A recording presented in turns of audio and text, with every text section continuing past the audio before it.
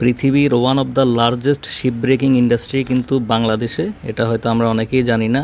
কোনো কোনো বছর বাংলাদেশি র্যাঙ্কিংয়ে নাম্বার ওয়ানে থাকে পুরো বিশ্বের মধ্যে। প্রায় 20% জাহাজ এই বাংলাদেশের সীতাকুণ্ডেই ডিসমেন্টেল করা হয়। দূরে লক্ষ্য করলে দেখুন যে জাহাজগুলো দেখছেন, এগুলো এসব ইয়ার্ডে আনা হয়েছে। এগুলোকে ডিসমেন্টেল বা কেটে কুটে স্ক্র্যাপ মেটাল নেওয়া হবে। এই যে দেখুন, একটি জাহাজের অর্ধেক অলরেডি কেটে ফেলা হয়েছে। এক একটি জাহাজকে এভাবে ডিসমেন্টেল করতে অনেক সময়ের প্রয়োজন হয়। চলুন একদম কাছ থেকে দেখা যাক। চট্টগ্রামের সীতাকুণ্ডের কোস্ট লাইনের 15 থেকে 22 কিলোমিটার জায়গা জুড়ে রয়েছে 150টিরও বেশি শিপ ব্রেকিং ইয়ার্ড। এরকমই একটি শিপ ব্রেকিং ইয়ার্ড আপনারা দেখছেন, যেখানে একটি জাহাজের অনেকটুকু অংশই কেটে ফেলা হয়েছে, বাকি কিছু অংশ দাঁড়িয়ে রয়েছে।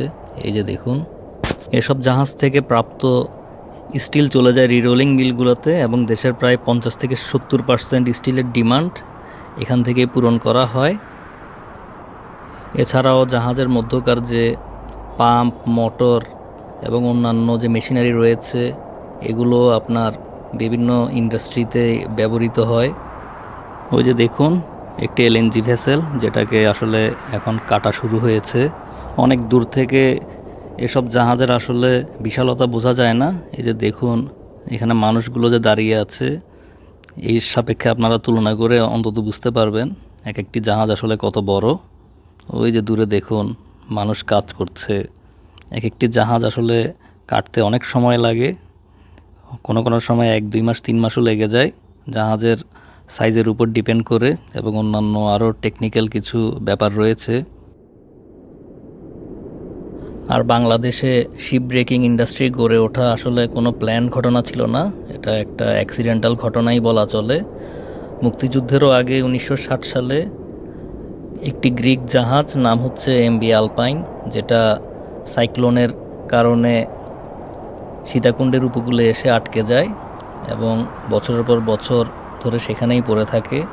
তখন লোকাল লোকজন ধীরে ধীরে স্ক্র্যাপ মেটাল নেওয়া শুরু করে, অন্যান্য জিনিস নেওয়া শুরু করে এবং সেখান থেকেই শুরু, এবং আজকে পৃথিবীর one of the largest ship breaking ইন্ডাস্ট্রিতে পরিণত হয়েছে।